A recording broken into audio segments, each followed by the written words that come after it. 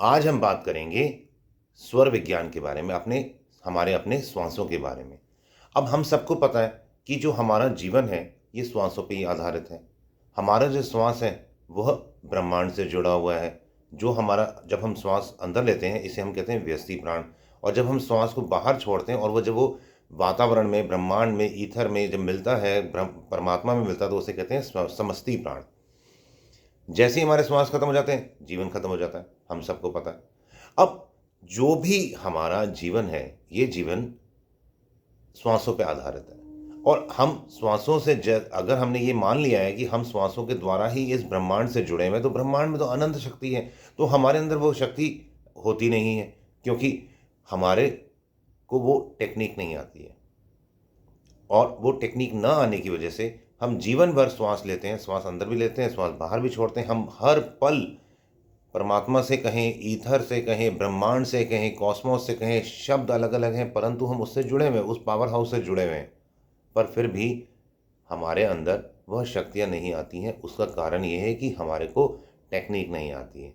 अब जो मैं आपको टेक्निक बताऊंगा ना, इससे कोई बच्चा है, वो पढ़ाई में थोड़ा सा कमज़ोर है, उसको ये टेक्निक करवाओ, उसको बड़ा फ़र्क पड़ना शुरू हो जाएगा। वो कुछ ही दिनों में बच्चा एकदम, उसको सब कुछ बड़ी जल्दी याद होना शुरू हो जाएगा। और वही बच्चा जो अभी कम परसेंटेज लेके आता है, आप देखेंगे 3 से 6 महीने में वही बच्चा 20 to 30% उसके मार्क्स, उसकी परसेंटेज इंक्रीज़ हो जाएगी। बहुत ही बेनिफिशियल है ये। जो व्यक्ति के अंदर एंजाइटीज़ रहती हैं, डिप्रेशन रहता है, उसको भी बहुत फ़ायदा होगा। उसके ये हर तरह की प्रॉब्लम्स हमेशा के लिए, मैं ये नहीं कहता ख़त्म हो जाएंगी, पर एटलीस्ट धीरे-धीरे लगेगा, टाइम लगेगा ख़त्म होने के। ख़त्म तो 100% हो जाती है, बट इनिशियली कंट्रोल होती हैं, फिर ख़त्म हो जाती हैं।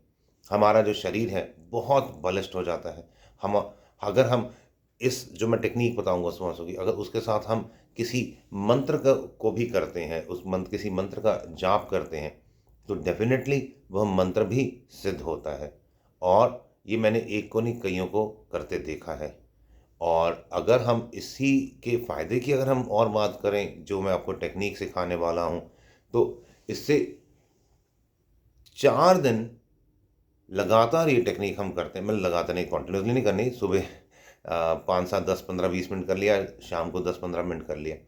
अच्छा, मैं कोई कपालभाति, मैं कोई भस्त्रिका, इस तरह के कोई प्राणायाम नहीं बताने वाला आपको। मैं आपको एक बहुत ही वैदिक और बहुत ही साइंटिफिक टेक्नीक सिखाने वाला हूँ, जिससे आप चाहे उसको वेदों में भी देखेंगे तो वो प्रमाण मिलेगा हमारे को, जो मैं टेक्नीक बता रहा हूँ। और साइंस भी उसको 100% कहती है कि हाँ, ये जो मैं टेक्नीक बताने वाला हूँ, इससे बहुत बहुत लाभ होता है।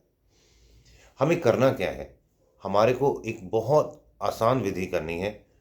कोई भी स्टूडेंट है, लड़का है, लड़की है, या कोई पुरुष है, महिला है, बुज़ुर्ग हैं, जिन लोगों को जो बुज़ुर्ग हो जाते हैं ना, आपने देखा होगा उनके ना शरीर में मांसपेशियाँ और नसों में कमज़ोरियाँ आनी शुरू हो जाती है, ऐसे हाथ ऐसे-ऐसे हिलने शुरू हो जाते हैं। ये प्रॉब्लम जड़ से ख़त्म हो जाएगी। ये प्रॉब्लम जड़ से ख़त्म हो जाएगी डेफ़िनेटली। और थोड़ा-सा टाइम लेगा, 15-20 दिन में एक बहुत अच्छा रिज़ल्ट्स नज़र आने शुरू हो जाएँगे। कंटिन्यूअसली करते रहेंगे तो अभी मैं ये नहीं कह सकता कि कितने टाइम में वो 100% ठीक हो जाएगा, बट डेफ़िनेटली बहुत ज़्यादा फ़ायदा हो जाता है। क्योंकि जितने गहरे रूट्स होते हैं किसी भी बीमारी के, वो उतना ज़्यादा टाइम लेता है ठीक होने में। अब किसी व्यक्ति को अगर जोड़ों में दर्द है, चाहे फिर वो रोमेटॉइड अर्थराइटिस है, चाहे फिर वो किसी भी प्रकार का जो गठिया हो, वो भी इस तकनीक से आराम हर हाल में आता है। ऑटो इम्यून डिज़ीज़ है, किसी को भी किसी भी प्रकार की कोई ऑटो इम्यून डिज़ीज़ है, वो ये तरीका करें। और बट डेफ़िनेट चीज़ क्या है, व्हाट इज़ द कंपल्सरी चीज़, जो टेक्नीक मैं बताऊँगा ना, वो टेक्नीक करनी है, उसी के अकॉर्डिंगली हमारे को चलना है। अच्छा, कोई बहुत मुश्किल टेक्नीक नहीं है, बहुत ईज़ी है। सिर्फ़ होता क्या है, मैं भी कर सकता हूँ, आप भी कर सकते हैं। सिर्फ़ प्रॉब्लम कहाँ आती है? कॉन्टिन्यूटी। हम 1 दिन करते, 2 दिन करते हैं, हफ़्ता 10 दिन भी कर लेंगे, उसके बाद हम छोड़ देते हैं। ऐसे नहीं करना है।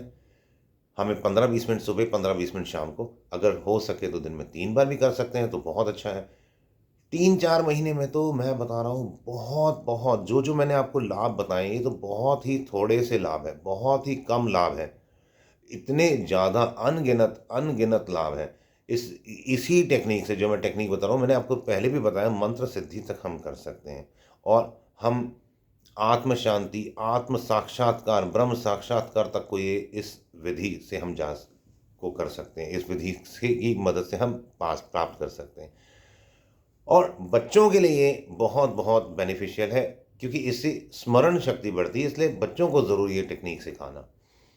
अब करना क्या है, जैसे अच्छा अनुलोम विलोम की तरीके से करना है, पर ये अनुलोम विलोम नहीं है, इसे केवली कुंभक प्राणायाम कहते हैं। ये वैसे त्रिबंध के साथ किया जाता है, त्रिबंध जो मूलबंध, उड़ियान बंद और जालंधर बंद।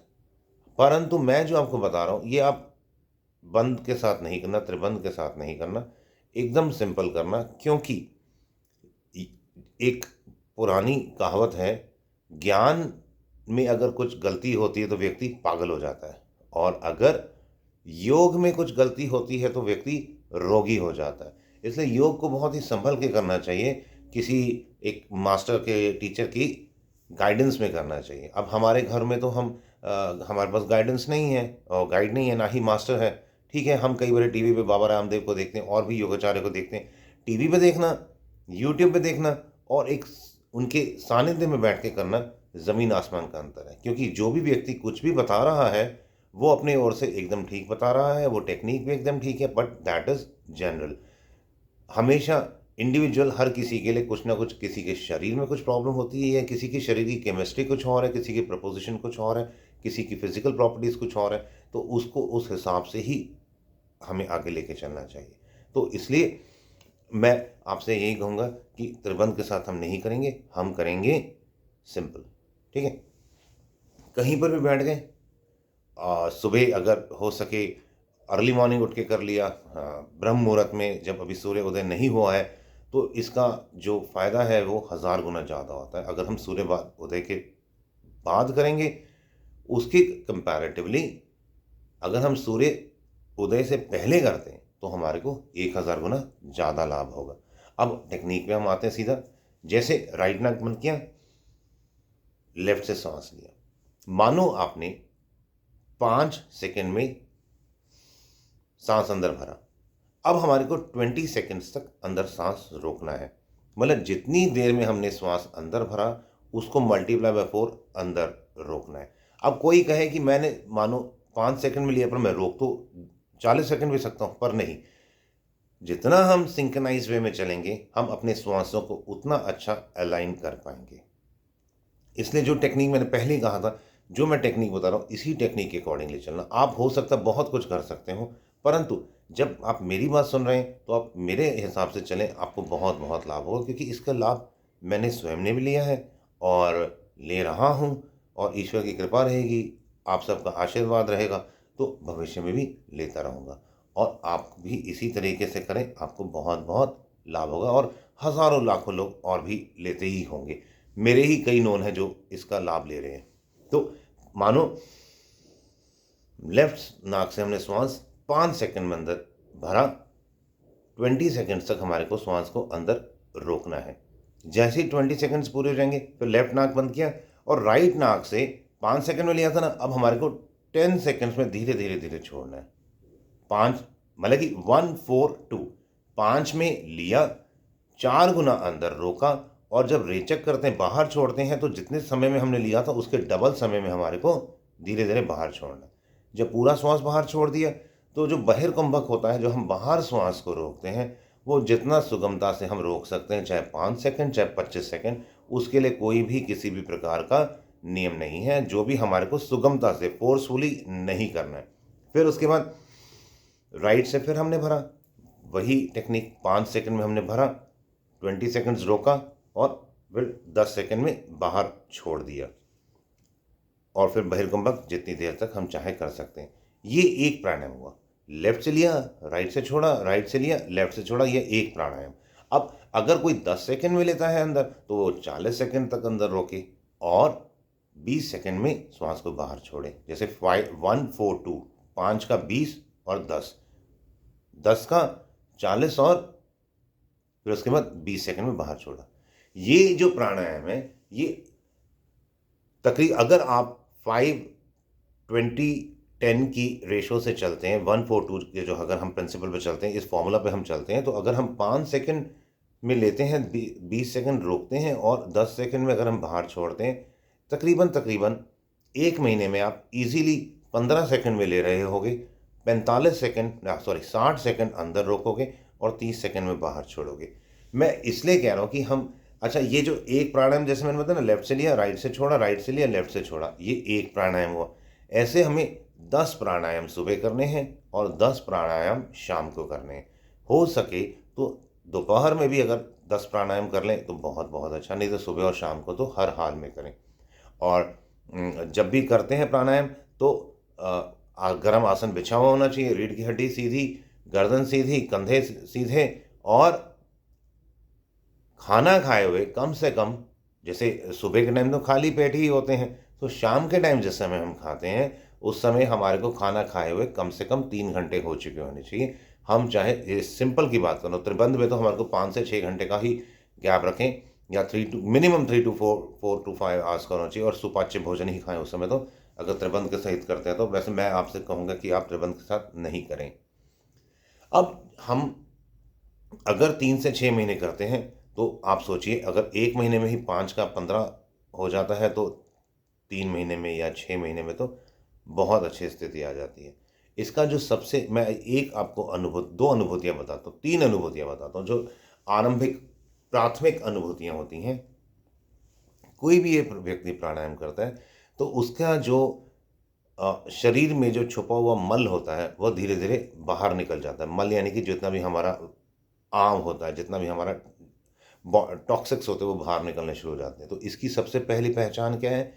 ऐसा साधक, ऐसा व्यक्ति, उसकी आँखों में चमक आनी शुरू हो जाती है। जो हमारा आँखों का जो व्हाइट हिस्सा है, स्क्लेरा जिसे बोलते हैं, उसके अंदर बहुत ज़्यादा चमक आनी शुरू हो जाती है। जो हमारा ये जो कॉर्निया है, ब्लैक या किसी का ब्राउन है, वो उसमें डार्कनेस आ जाती है। तो आँखें बहुत सुंदर और अट्रैक्टिव होनी शुरू हो जाती है। ये पहला है।